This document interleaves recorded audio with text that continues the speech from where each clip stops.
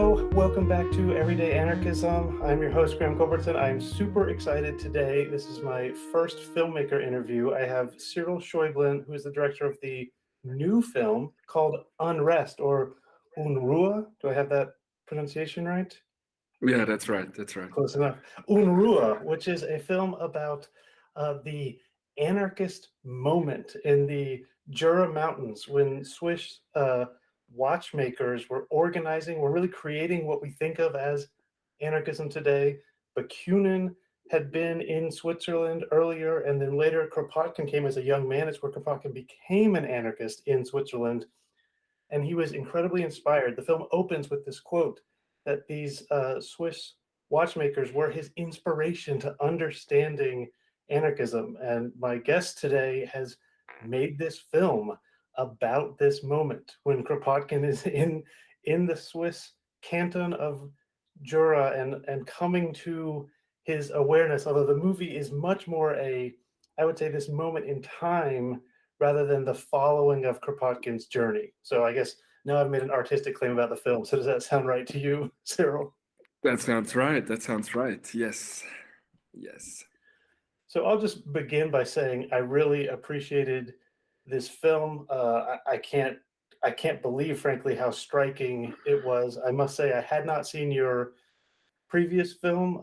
Those Who Will Be Fine, I think, is the English translation. I watched that one as well, and they struck me both as masterpieces, Cyril. So you can blush or Thank you say so much. whatever. Oh my God.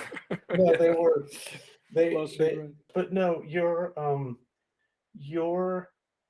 whatever I want to call it, your cinematic style, the language of alienation, I would say, and then the sort of fragile human at the center of this alienation, as well as your combination of these extreme close-ups, either on the object or the human. It's these movies. I thought both of them were in a fairly similar style, Cyril. Combine this sense of human alienation and this sense of intimacy, even as it's sort of an alienated intimacy. And that, for me, really captured something important in Those Who Are Fine about how we are living today. I want to, maybe I'll have you back to do a whole show about Those Who Are Fine, because I have much to say about it. But Right. Yeah. it seems to me that in Unrest, you've really captured this moment as well and found all sorts of ways that the past is a foreign country, and also that the past is very much the present right now in the sort of Faulkner sense. So I guess I've just been saying your movies are great. At this point, do you have anything to say in response to what I've been saying? Yeah, that sounds really interesting. I mean, also what you say about this alienation. I think what was really important to us or to me was to kind of try to find, or let's say, I was imagining that people in the past, so to say, like in the 19th century, always or also had a kind of a routine, everyday kind of language that they were speaking, and not this maybe somehow kind of important or even pathetic sounding kind of language that we sometimes can hear in historical movies. But it was really important to imagine their kind of, yeah, maybe like a marginal language that was just spoken by the people, and that was really important. So to find or discover such a language in the past, instead of trying to have very meaningful dialogues, maybe, but just people trying to put in words what they're thinking or doing, And I think because I think language often, especially when it's not scripted in movies, but when we use it, it's something like a process, or we're searching for something, trying to verbalize it, and within this trying to say something, I think it's always fragile and often alienating to be a human being and trying to verbalize it, and that's where for me it becomes interesting. Yeah, this human co-inhabited thing called life, or I don't know, that we can share. Yeah. Oh, that's wonderful. I mean, I do want to capture the way that this attempt at fumbling towards humanity is very much um, circumscribed in the film by both technology and the social situation. So one thing I wanted to bring up in terms of, finding this moment in the past. Well, first I'll say, my work was on the late 19th century in America, and it was in precisely this way. I wanted to find the way that people were making sense of the world around them in a way that did not accord with our sense Mm. of, the sort of grandiose historical narratives we might have gotten. And one of my exemplars was Theodore Dreiser. One of my professors would always say, Dreiser would go, in his novels, he would describe the department store. And he was interested in what the girl behind the counter at the department store was thinking and where she came from. And that is frankly an astonishing thing to do. And the fact that Dreiser turned this into best-selling novels is extraordinary. And we don't think of the department Mm. store as having a past, or maybe we do now because the department store is kind of dying out, but we don't think of it Yeah. having been invented. We don't think of someone walking into a department store and wondering, wow, look at this world around me. Isn't it strange? Isn't it unusual? Aren't things changing? Because anyone our Mm. age, the department store's heyday was before we were born, but the department store was new for Dreiser. And he was like, look, hey guys, look at this thing. And then he found the humanity behind the girl who was not supposed to be a person, or maybe was in some way supposed to be sort of flirtatious or something. And that, it seems to me, that was Mm. part of your project as well, if that makes sense. Yeah. Yeah, that's really interesting. I mean, especially this kind of yeah, can be such a place that you've just described, or I mean, in general, I think, okay, let's talk about Switzerland, but I think it's getting more similar everywhere. But I think it was definitely one of my key wishes, let's say, with this film, to show, to maybe try to show the construction that we live in today, and that it is a construction and not just like a given, that like ideas like the you know the time concept, this concept of time that we integrated so much into our organization of society, like our schedules, our everything is based on this concept of time, which was kind of course, invented a long time ago, but sort of precised and became like a really mass merchandise technology in the 19th century, and yeah, to somehow bring attention to the fact that this is a construction, and like capitalism itself, that we live in a constructed system, which is not the end. Although it's really hard, I guess, to imagine another uh, way of organizing ourselves right now.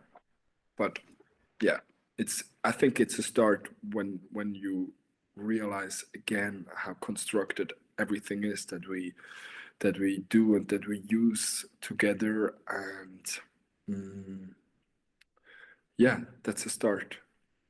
It gives you an option, I guess. Yeah, That's the idea. what was the wish.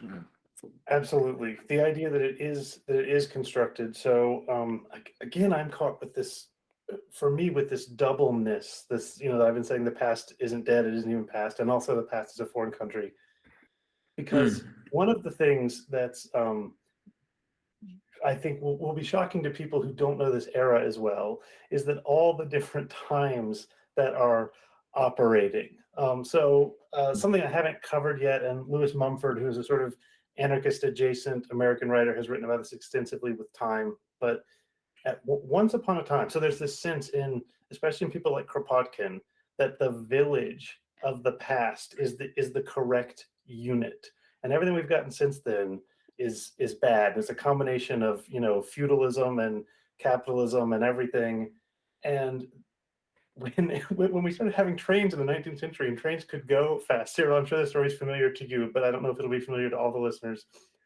There was a problem because noon in any particular town was where the sun was at the highest point of the sky. So if a train left at noon and traveled fast enough, it could arrive at the next town also at noon, depending on which way it was going. And this just would not do.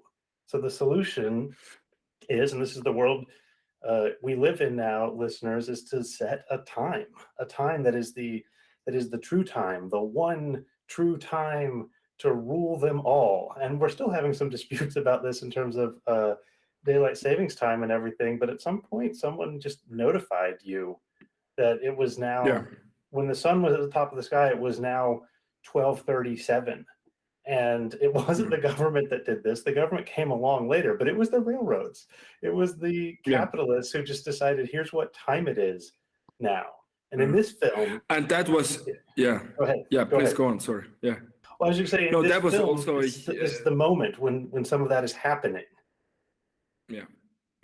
Yeah, and it was an incredible endeavor to do this. I mean, you had to in the beginning work with the telegraph, otherwise there was no chance to do it. So in Switzerland, but also in the United States, there was this was done by the telegraph, which sent to all the telegraph stations at noon. I mean, at the idea of, you know, the given noon. At the noon that had been determined by the company. Yeah. They've sent a signal to all the stations. And then that's what we try to show in the film. Then they had to check their local clocks and watches with that signal. If it worked, they always had to adjust it. So it was not an easy thing in the beginning to do this, but especially in the States, there were many train accidents. I think in the 1880s, yes, 1870s. Yeah. Like I mean, terrible stuff. Because they needed to find ways, of course, to organize this. And I think it's not a bad thing to organize that, because trains shouldn't have accidents, and trains are a nice invention too. But the question, of course, is who funded this, and who, by funding it, was in control of it. I think that's also a big question that we would wish to raise with our film, like that actually the early anarchists, the Swiss anarchists, the early anarchist watchmakers in Switzerland, really tried to to take part in the setting up, let's say, of new technologies, in using them, and sometimes even using them better than the bourgeois, you know, owning capitalist, let's say, part of margin, like small part of society. For example, with the newspapers, this is something that we really found out in the research with our historical advisor. He wrote a book called Anarchist Watchmakers in Switzerland in the 19th Century. It's so far only in German and in French, but I hope it will come out in English soon.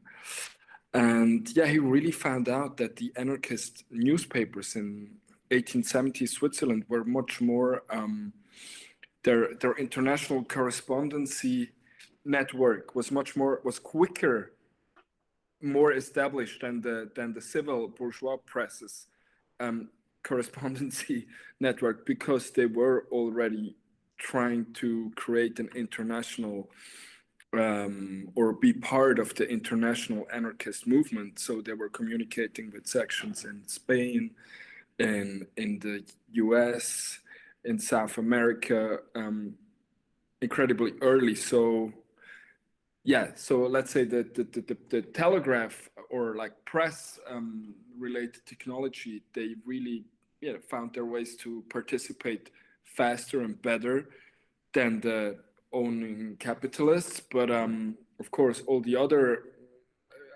industry and technology was really quickly controlled or inhabited by the people who had the money to fund these technologies.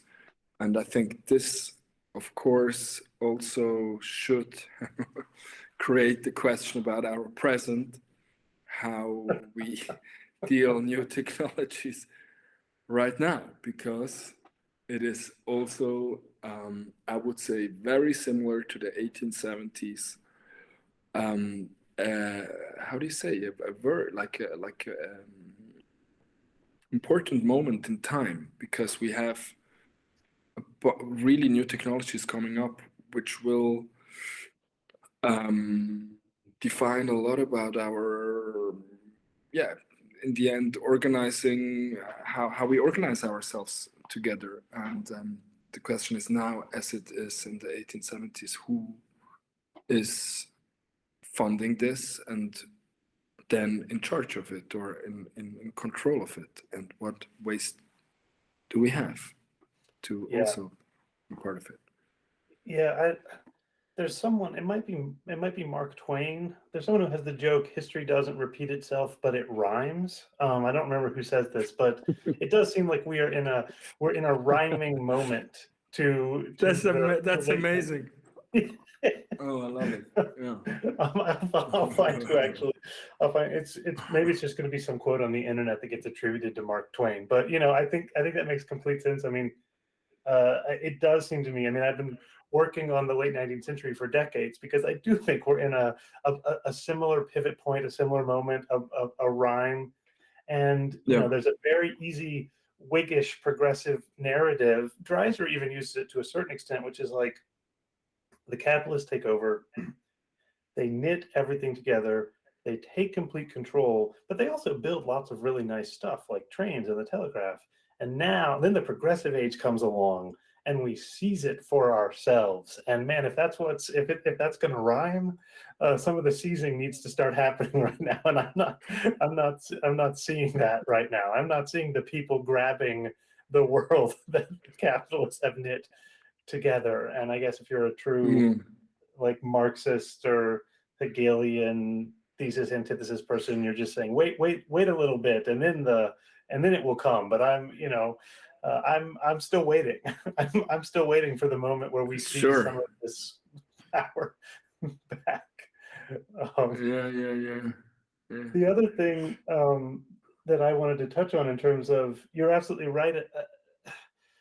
The other element that I wanted to point out in terms of that telegram thing is how everyone falls apart when the telegraph service is out. No one knows what to do, and there are all these people. There's the anarchists and also the business people, and then all the government, and they just sort of stand together and they say, what are we going to do without our technology?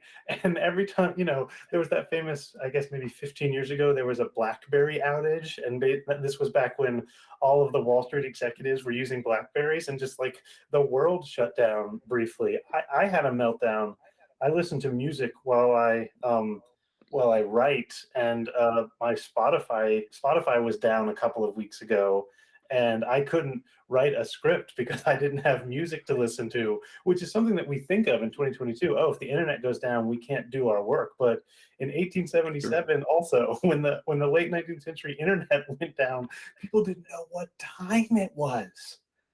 Yeah, and they could not transfer any money any longer, which was now that's as quickly doom. That's doom, of course. I mean, as quickly. That's crazy with these kind of technologies that, as you say, even in the 1870s, they became so quickly so important to organize, trading watches, exporting watches to the world.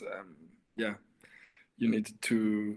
It's also funny. The first recorded telegraph in this town where the anarchist watchmaking movement was active, Saint-Imier, the first ever recorded telegram was a telegram from the brother of the factory director, of the factory owner, yeah, with pure like economical content, like just describing the situation of the of the market in the US. He was living in New York and saying yeah, which models needed to be changed and stuff like that, because they were already, you know presented by another company in that time, blah blah blah blah blah. So yeah, very quickly, very important. Yeah, I think it's really important. I want to go back to something you said earlier. There's Yeah. this myth that people like Occupy Wall Street, the Battle in Seattle, David Graeber, that they are against globalization. That's that movement was always described as anti-globalization. And Graeber would sometimes say, maybe alter globalization. Like the anarchists are quite happy to knit the world together. They are not against that. Of course, you've got your Luddites, your Unabombers, whatever, but I mean, they're extremists in every movement, and I will give them no more time. The anarchists in general have liked new forms of organizing things. They're just asking the question that you're asking in this film and that you've asked in this interview: why is so and so in charge of it? Why are they in control of it? Why, if we have trains and telegraphs, do they have to be run by the corporations for the corporations? Some people, of course, are just anti-train, but I like trains a lot. But it seems Of course. No, it they're seems like great. the wrong people are in charge of them. Well, the train, I mean, now the airlines, whatever. It seems like people cannot get what they need from these new Yeah. technologies. And when they ask for what they need, the answer is always, well, some sort of grassroots collective could not organize this way. Only we, the capitalists, can organize this way, which, one, you've shown in this movie that there are plenty of moments in time where the grassroots is always more efficient and more effective than the top-down model. And the other thing is, what the fuck have the capitalists ever done that we should trust them with running the world? I mean, why we keep having economic crashes? Were the capitalists not in charge when the trains were running into each other? I think the capitalists probably were. And it seems to me that if the Mm. towns had been trying to develop a system, they might not have been so casual about having a decade of train accidents before they fix this. At least that's my sense of it. Yeah. But yeah, it's fun. It's funny because okay, I'm not like an academic or anything like that. I feel like all I can do is try to make films. But by making this film, this or let's say the guy, I mean the people who appear in the film are all like in my first movie and in my short films mostly, they're all non-professional actors. They are like friends of mine or real watchmakers or people from my family who, by the way, were also watchmakers. Um but I remember when choosing the role of the biggest capitalist in the film, the director, the owner of the watch factory.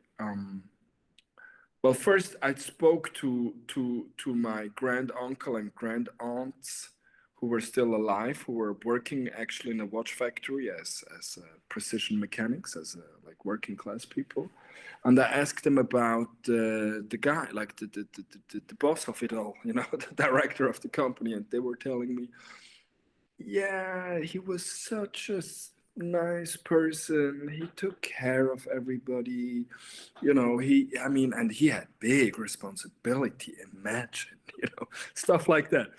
And it was really surprising or striking to me. This kind of, I would like. I recently I called it uh, how do you say in English? Oppressive charity, I would say it. I would call it, Yeah, like this. we call it paternalism, is what we call it. Yeah, Paternalism. paternalism. Yeah, Yeah. So yeah, like, it has to do the with boss is. paternalism, but I think that, yeah, but I think this kind of charitable aspect of so-called capitalists, because I want to say so-called because I'll get to that later, but this kind of that they were also caring or trying to show that they were caring. yeah, and this oppressive or suppressive care is really interesting to me. So when the question came up, who of my friends or who will embodify a 19th century watch factory director, owner, who could that be? I did not come up with like a guy really unnice or really brutal looking or whatever like this as you could come up with it. But I chose a very dear friend of mine who is just he's also a film director who is just really good in being nice to people. Let's say, I hope he doesn't hear this, but like, he gets the most out of people by being nice to people, which you have to also sometimes, of course, when you make movies. And I just told him, just do this, just be as charming as you always are, be as nice and sweet, because I guess that's how I've imagined this a bit, like this kind of capitalist in the 19th century, and not like this very yeah, like brutal, violent person. And I think that's the more I was thinking about everything, or like thinking about a watch factory or my own family who worked in factories, that and that's and I'm saying this because I'm really not an academic. Maybe I'm saying something really stupid, but I mean, in the end, what's so shocking to me, thinking of my family who worked their asses off in a factory and didn't earn shit until the 1940s or 50s, and that it seems like there is nobody to blame. There's like, yeah, it just happened that way, and that's so smart, I guess, about this um, capitalist engine or machine that is rolling, that it's so hard to blame, really, in the end, people or individuals. And when I was thinking that, it came to me while filming the film that the women in the film performing the work of the Unrest production, Unrest in Swiss German, Unruhe, is the heart of the watch, balance wheel in English. That it's funny that the so-called heart of the watch, that center of the mechanism, is this kind of spastic, weird looking wheel. It makes these weird spastic, I don't want to say spastic, but like uncontrollable movements. It looks like out of pace. It doesn't look right. It looks like yeah. I mean, you can try to find it online. You'll see the image. It moves in really strange ways. This heart of the watch, and in some way to speak, the heart of also capitalism, because the watches you need, in order to organize early industrial capitalism, you need clocks and watches to optimize the production process. It is essential to any kind of production, I guess, in the beginnings of industrial capitalism. So yeah, so this is really, yeah, all these things came together and just made me wonder who actually is behind all of this.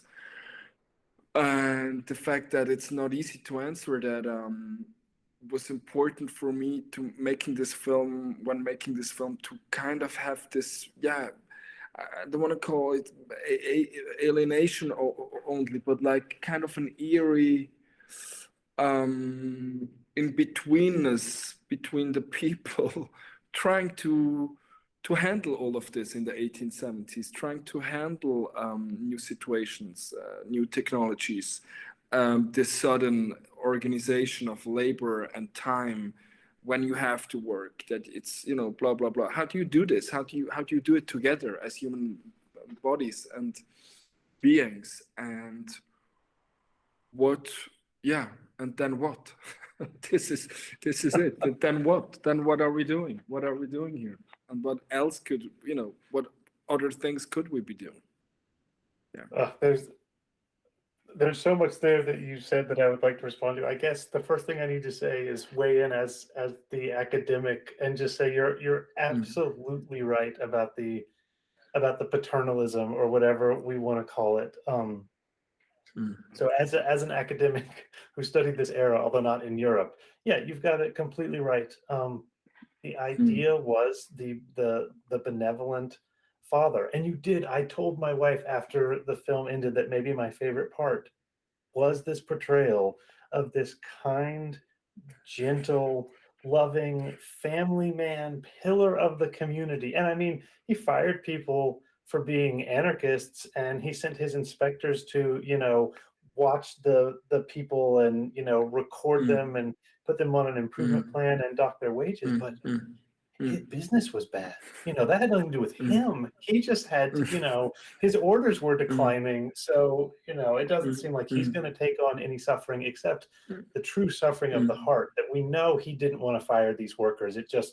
That was just business, and he truly cared about them. But the other were, I mean, this is all mm, subtext in the film, but mm, it's always yeah. it's always how it goes. One of the famous novels in the late 19th century or maybe early 20th century about this process is called The Octopus. It's by this American writer, Frank Norris, who was incredibly famous in his day, but is mostly forgotten. And Okay. the octopus is the railroad that's going everywhere and snatching everything up. And finally, a member of this community where it's set breaks in to the railroad president's office with a gun and is going to kill him. And the railroad president, Cyril, says precisely what you said. And it's like, you think I have any choice over this? Do you think killing me is going to make a difference? The railroad's coming Mm. and it's going to suck up all your profits no matter what I do. And this is a very frustrating element, isn't it? Yeah. Bad things are happening, but it's very hard to locate the center. And the sort Yeah. of anarchist response is, that's because there is no center, and we are collectively agreeing to this, whether we Yeah. whether we like it or not. We are collectively agreeing to this. And part of the thing that makes us agree to this is this belief, whether it's Carnegie or Pullman or Jeff Bezos, well, Bezos a little bit less, but let's say Bill Gates, that they are going to take, they're so stressed out because now that they have these billions of dollars, they're going to do such nice things for us and end malaria or whatever. And boy, it would Mm, suck to be them. mm. Their life is so stressful. And that I think is why we consent to it, precisely because of this Yeah. paternalism.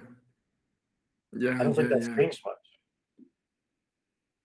No, not at all. And I mean, yeah, I mean, this word paternalism brings me to another idea or point, which is so crazy that you think if so much has been constructed of our nowness, of our present in the 1870s, 1860s, 1880s, I mean, how we in Europe the beginnings of the national states, beginnings of public of schooling, that children had to go to school. All these things that were created, constructed, were so in a time which was still so paternalized. Can you say this? Like so I think man oriented. paternalistic is probably, or Yeah, patriarchal is another one. paternalistic.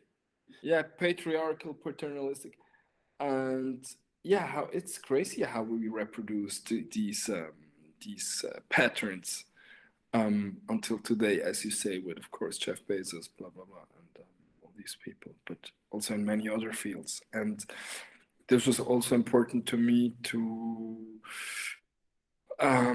try at least to imagine what women working in the factories in Switzerland, but also I mean in the US, a lot of women were working in the in American watch factories also. How they organized their time, their life, and what's really interesting in Switzerland is that when you were an unmarried, it appears in the film, but really in a marginal moment, but maybe some people will see it, is that the first, like when you were an not unmarried woman working in a watch factory or in any factory in the 1870s in Switzerland, you had no right to have a health insurance. You were not entitled to have any health insurance by the factory or by the government or by the local municipality, whatever. So the anarchist cooperative in those areas, in the watchmaking areas, were the first to give health insurance to unmarried women, which is really incredible if you think of it, because that was important. When you are working 12 hours a day in a factory and dangerous for your eyes, for your nerval system, and so on.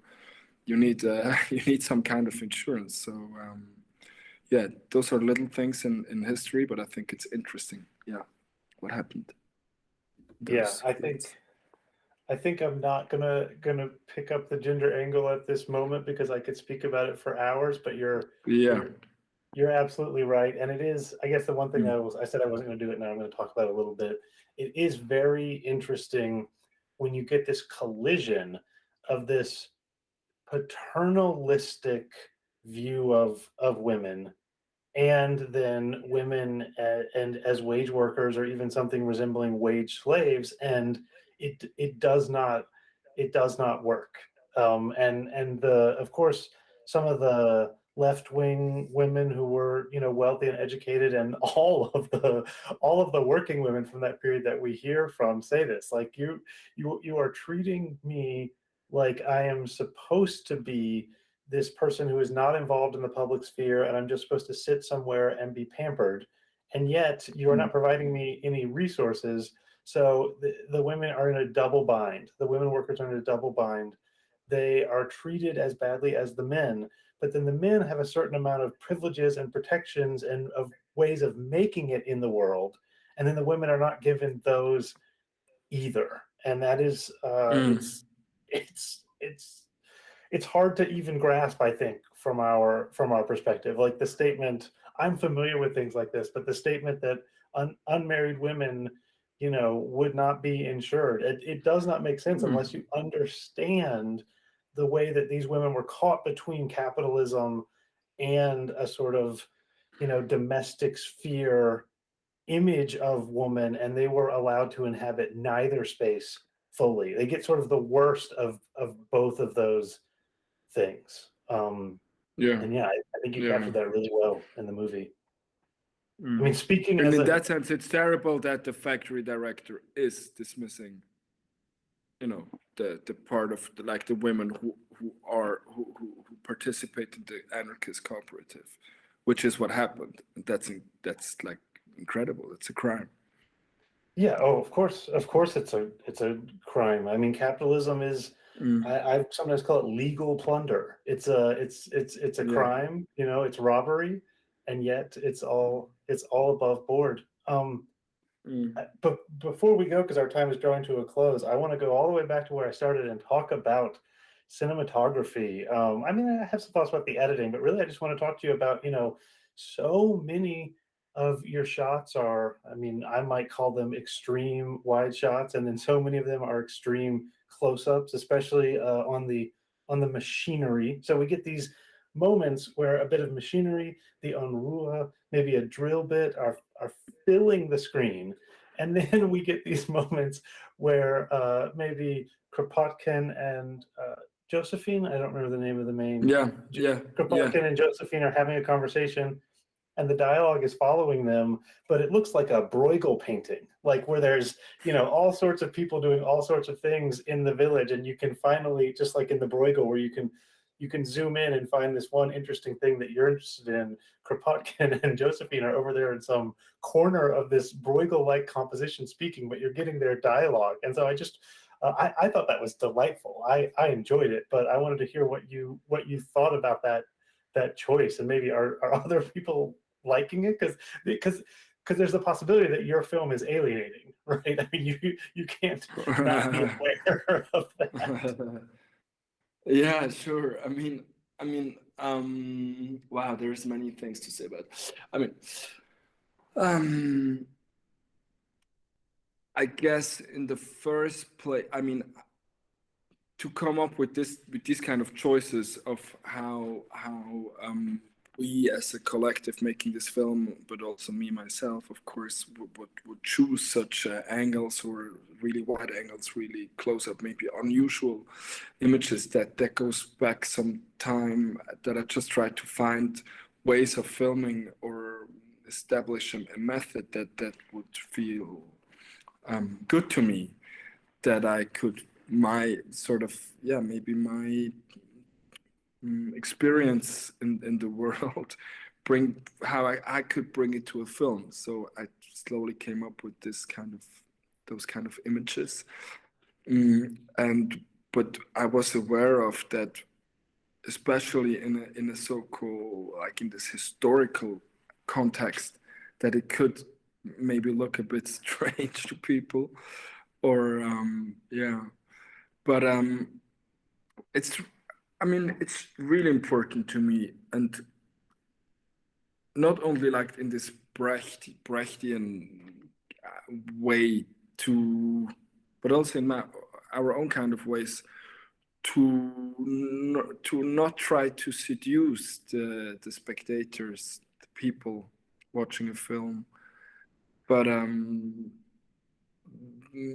letting them be, or let us be aware that we look at a constructed image, and yeah, and bring up the question, how what is this, how do we deal with this? Yeah, this is really important to me. And but not only because of this, maybe the images seem a bit unusual. Of course, I also like the idea that characters, you know, maybe I also have to mention quickly Ursula K. Le Guin. She wrote an essay called The Carrier Bag Theory of Fiction, which I really like, where she talks so interestingly about heroes, the history of heroes, and the need for a conflict in stories, and that this is also really much a construction, that there need to be heroes and there needs to be a conflict in a story.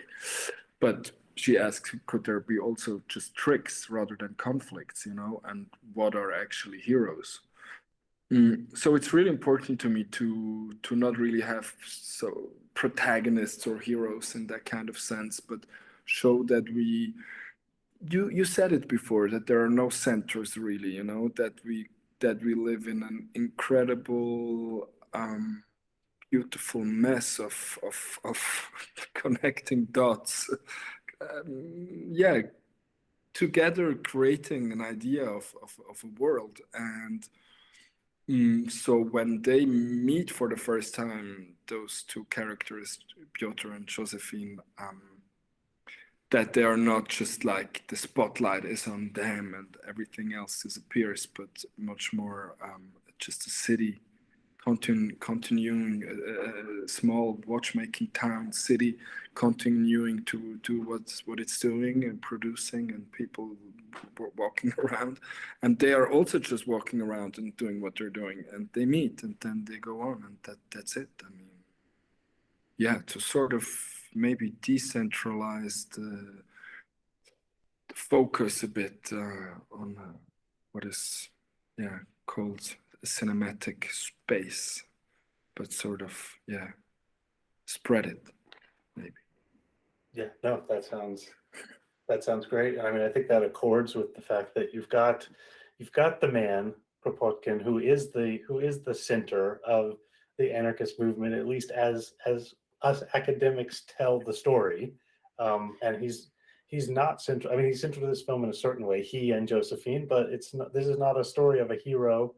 If you No. haven't seen the movie yet, I highly recommend it, but don't go into it looking for Kropotkin making big speeches and then the anarchists rising up and throwing the director out. That is not what is going to happen uh, in this movie. I do think, though, especially for people who are not familiar with Brecht, we should, briefly raise this idea. So this Brecht argues, when he's writing about theater, not cinema, but it's been taken up by innumerable filmmakers since then, that if the sort of default mode is to tell a really exciting story that engages the audience, that absorbs the audience and is going somewhere, his alienating idea is that the audience can sit back and absorb the story. It's not going anywhere. It is something to be observed, thought about, and then the action, such as there is action, takes place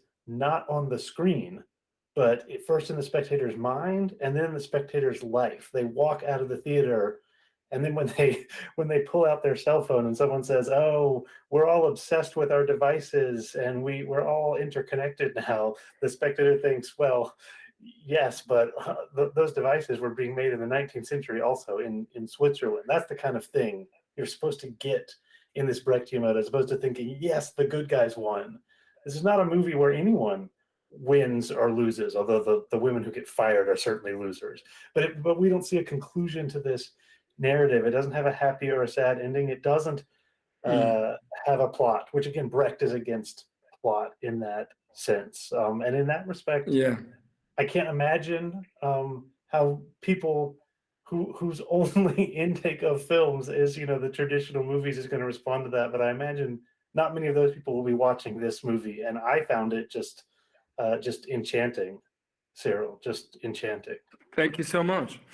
Thank you. I mean, maybe one last thing I would like to say is that from an anarchist perspective from the 1870s, I think the idea to create or to put spotlight on these figures like Bakunin, Kropotkin, I don't know if that is accurate or like if that is matching with their ideas, because it's also a kind of centralization or centering on stuff and on things, and not decentralize it. And it was really important to not put not create like a battle or like an uprising in the film, which we have seen in so many films. But something that was really important to me in the research process of the film was the French philosopher, and she was an anarcho-syndicalist as well, Simone Weil. I don't know if you've heard about her, but yes, certainly. yeah, she really said something amazing. I think she said, not religion is the opium for the people, but revolution is opium for the people. And that is really interesting if you think of some part of anarchism in the 1870s, that they started to really go for the idea of a revolution, which of course is, how do you call it, eschatologisch, it's kind of, it has very big similarities to ideas of paradise and religious ideas, that one day there will be the revolution and we'll all be saved and it's going to be fantastic. But to sort of find little revolutions between us, and really organizing our life together, which actually, this is what happened in those watchmaking communities.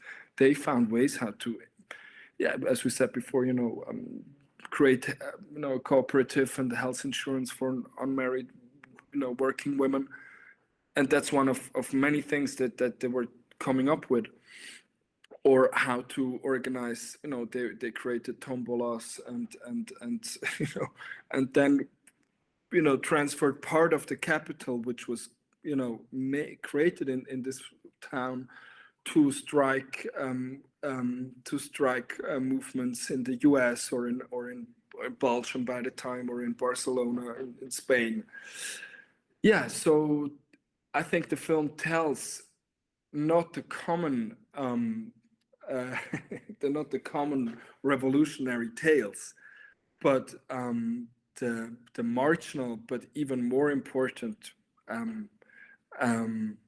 small, let's maybe not even call it revolutionary, but tales, who changed a lot at that time.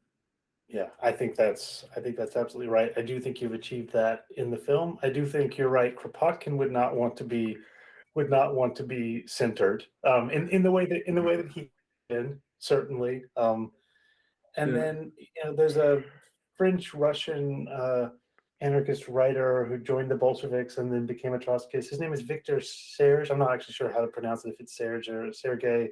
And he says in this moment, this is a few decades later, the people who were the most revolutionary became so revolutionary that they gave up on the idea of revolution and just started making the revolution in their everyday life. And this podcast is called Everyday Anarchism for that reason. You can make the revolution in your everyday life.